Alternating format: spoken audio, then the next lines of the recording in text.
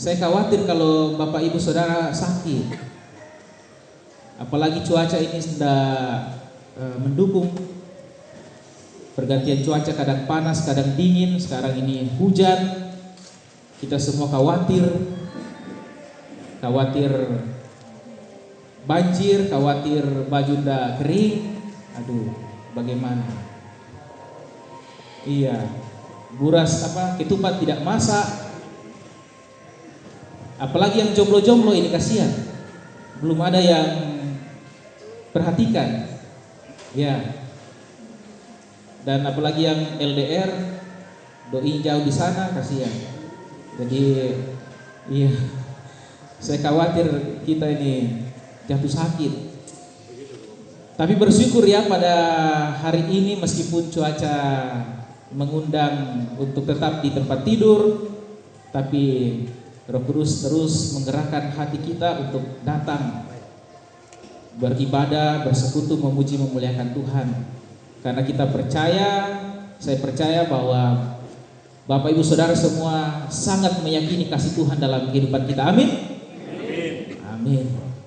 Terlebih pada saat ini kita merenungkan firman Tuhan dalam tema berilah dirimu didamaikan dengan Allah. Berilah dirimu didamaikan dengan Allah. Batulan pasanta di gua sangapoi rupa ami di pasi kaelo puang matua. Nah, kira-kira susi itu tuh basana. Nah, Bapak Ibu Saudara, dari tema ini kita bisa melihat bahwa ini sebuah ajakan bagi kita. Sebuah ajakan untuk merespon kasih Allah yang tidak berhenti dinyatakan bagi kita semua, bagi umat Tuhan. Kita diajak untuk memberi diri, diperdamaikan dengan Allah. Kalau diperdamaikan berarti sebelumnya ada konflik ya.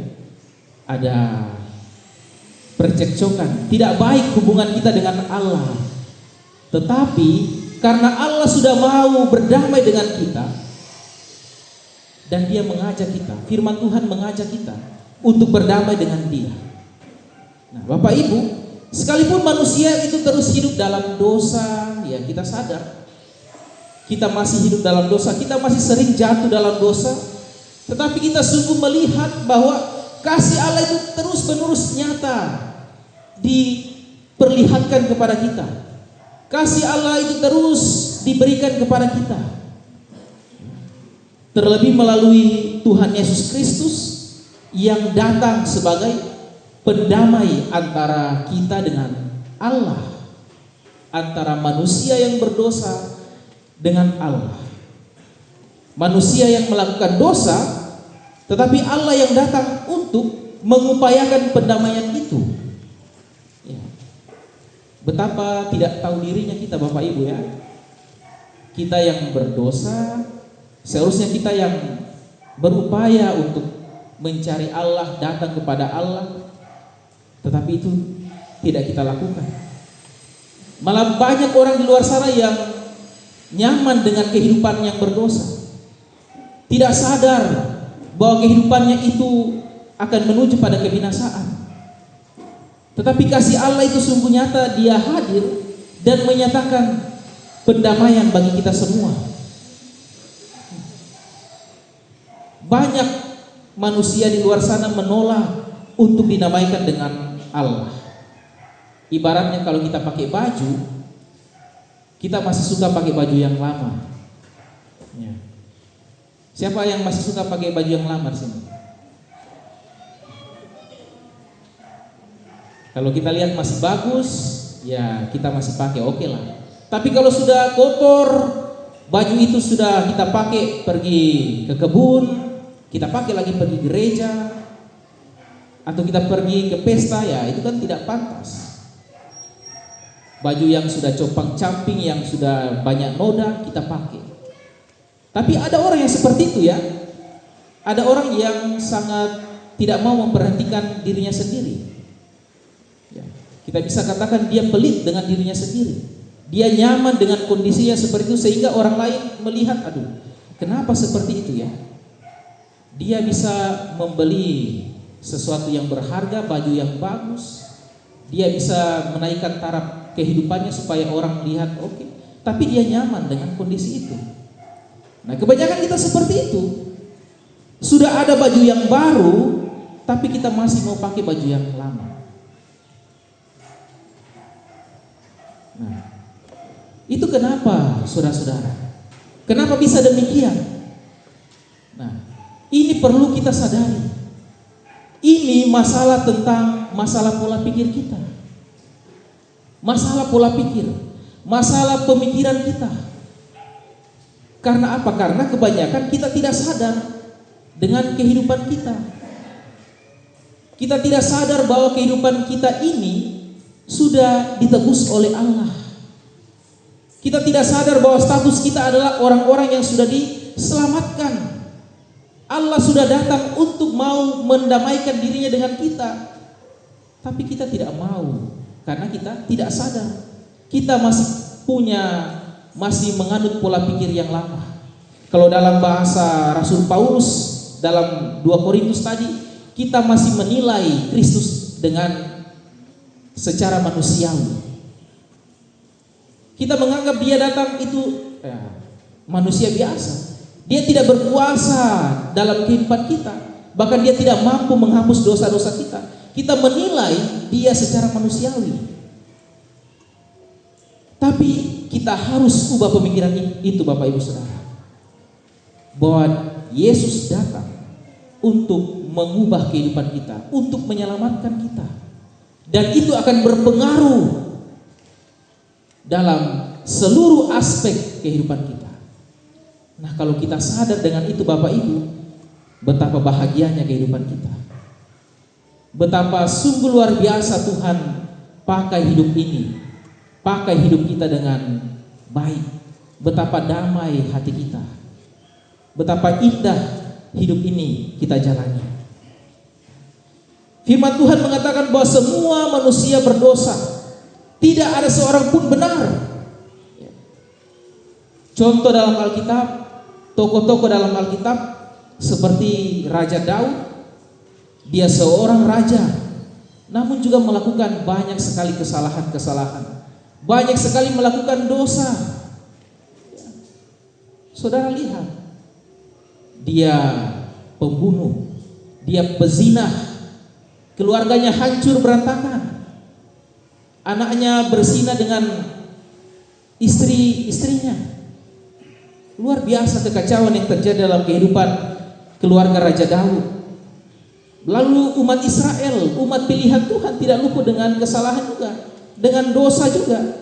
Sebagai umat pilihan Allah juga mereka sering memberontak kepada Allah, dan Allah menghukum mereka. Lalu Rasul Paulus juga pernah membenci Yesus, bahkan menganiaya umat Tuhan, menganiaya pengikut Kristus. Itu nyata dalam Alkitab. Bahkan dalam kitab Injil tadi yang kita baca, pemungut cukai, orang berdosa, dan anak yang bungsu yang digambarkan perumpamaan yang disampaikan oleh Tuhan Yesus yang melambangkan manusia yang berdosa. Dan dari kisah itu, dari perumpamaan itu ada sesuatu yang indah yang kita dapatkan, Bapak Ibu. Ya. Mungkin kalau kita menyimak kisah itu, fokus kita itu hanya tertuju kepada siapa? Kepada anak bungsu itu ya. Anak bungsu yang berfoya-foya, yang pergi berzina, menghabiskan harta warisan. Padahal harta warisan itu seharusnya dibagi setelah orang tua meninggal ya. Tapi sebelum orang tuanya meninggal dia sudah meminta. Sungguh kurang ajar sekali nih anak bungsu ini. Dia menganggap orang tuanya sudah mati.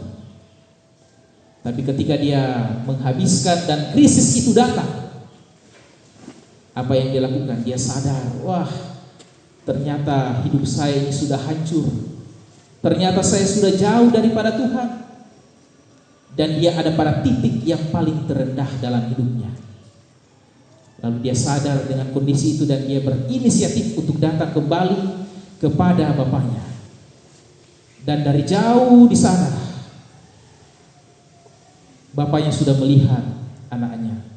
Ternyata setelah sekian lama anaknya pergi, selama itu juga bapaknya menunggu untuk anaknya kembali. Nah, Bapak Ibu Saudara, itulah Tuhan kita. Seharusnya cerita itu berfokus kepada Bapa yang baik, Bapa yang sungguh-sungguh menerima, Bapa yang sungguh-sungguh menanti anaknya datang kembali untuk menyadari kondisinya, untuk menyadari kesalahannya, dosanya.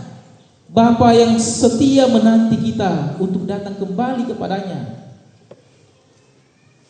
Apakah Bapak Ibu sadar dengan kondisi kita saat ini? Kita semua ada dalam dosa, tetapi Bapa sungguh-sungguh setia menanti kita kembali. Dan ketika kita kembali, dalam perumpamaan tadi, Bapa sudah menyiapkan segala sesuatu yang baik. Disembelih domba yang tampun, domba yang baik, diberikan jubah yang baik, diberikan cincin, diberikan kasut, sendal. Itu semua punya makna, punya arti bahwa kita berharga di mata Tuhan. Tuhan tidak akan membiarkan kita larut dalam dosa. Tuhan tidak mau saya dan Bapak Ibu menderita, binasa di dalam neraka. Tetapi lihatlah kasih Allah itu dinyatakan kepada kita semua. Allah rela memberi diri diperdamaikan. Tetapi maukah kita datang kepada Tuhan untuk memberi diri kita diperdamaikan dengan Dia? Dia tidak mau meninggalkan kita, Bapak Ibu. Allah sungguh menerima kita bagi kita yang menyesal dengan dosa-dosa kita. Bapak Ibu Saudara, perlu kita pikirkan ini. Mungkin dalam bagi diri kita itu tidak, apa sih? Tuhan mengapa sih dia harus datang dan mau mengusahakan kedamaian bagi kita? Saudara-saudara, Tuhan Yesus hadir itu untuk menyelesaikan dua persoalan dalam kehidupan manusia yang tidak akan pernah bisa diselesaikan oleh manusia. Ada yang tahu persoalan yang paling besar yang dialami manusia tetapi tidak akan pernah bisa diselesaikan oleh manusia? Ada yang tahu, Bapak Ibu? Persoalan pertama adalah dosa. Apakah kita mampu menyelesaikan dosa kita? Menghapus dosa kita? Tidak. Lalu persoalan kedua adalah kematian. Itu kenyataan dalam diri kita, dalam kehidupan kita manusia. Kita tidak mampu menghapus dosa kita lewat perbuatan baik kita, tidak. Itu hanya seperti kain kotor. Kematian, siapa sih yang mampu menghindari kematian? Tidak ada. Orang semua kepercayaan di luar sana berdoa mudah-mudahan diselamatkan, mudah-mudahan masuk surga. Tidak ada yang dapat menjamin kehidupan. Tetapi hanya dalam Kristus.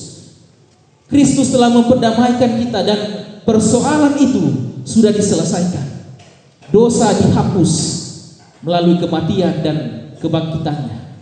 Kematian dikalahkan ketika Tuhan Yesus bangkit dan Allah berkenan atas korban yang telah dilakukan oleh Yesus. Dari situlah kita memperoleh kehidupan.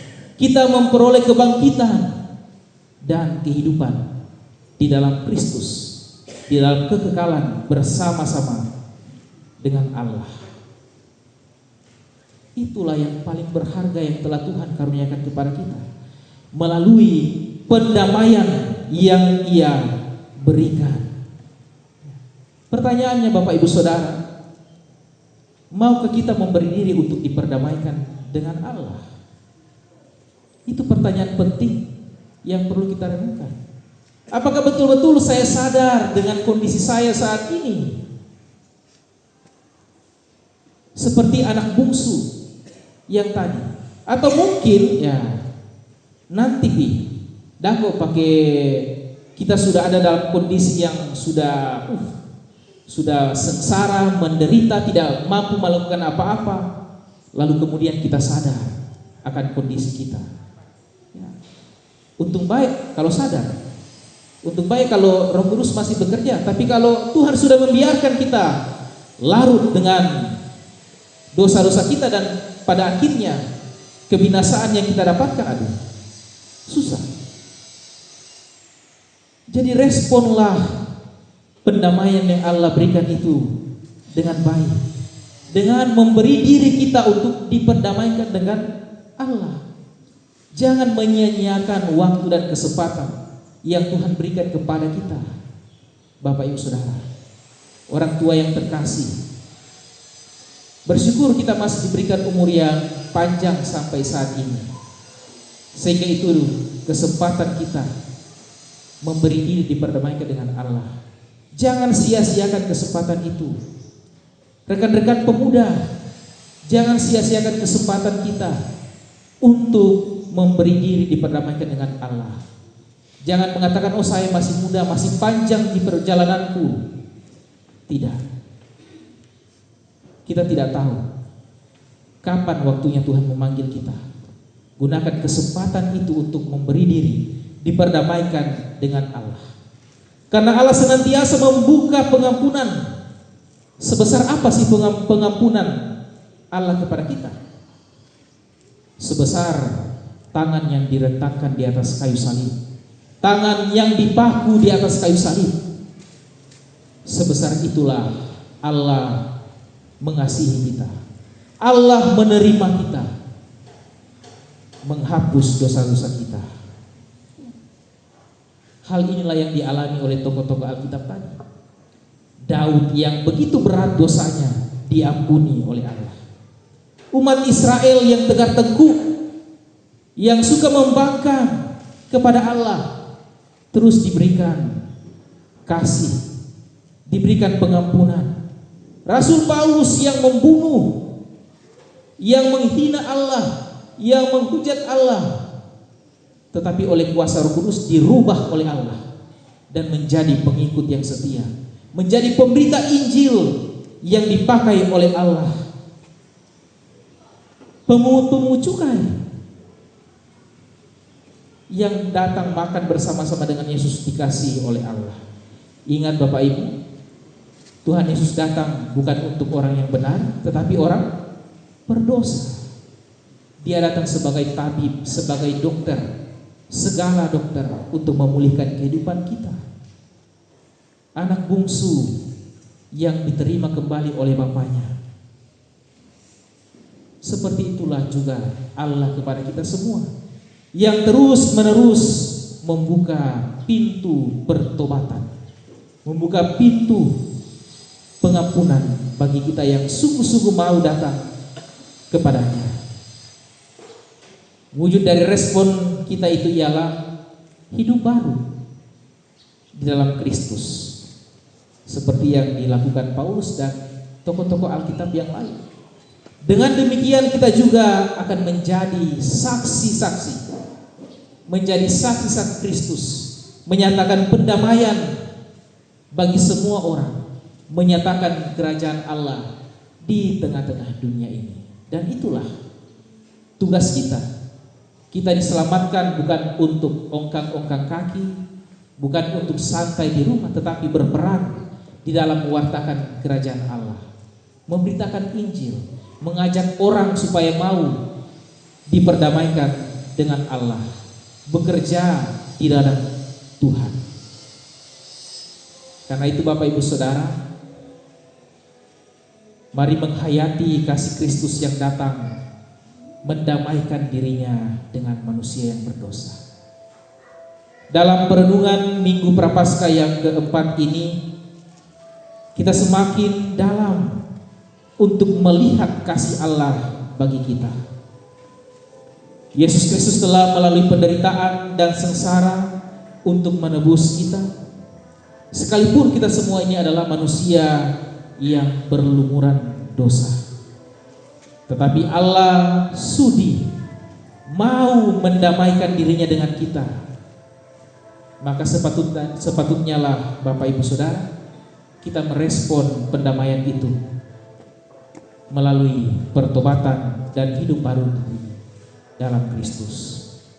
Sekali lagi Bapak Ibu, jangan sia-siakan pendamaian yang diberikan oleh Allah. Pergunakanlah waktu ini, minggu-minggu ini menjelang hari kematian dan kebangkitan untuk menghayati bahwa begitu besar kasih Allah kepada kita semua. Roh Kudus menguatkan kita. Amin.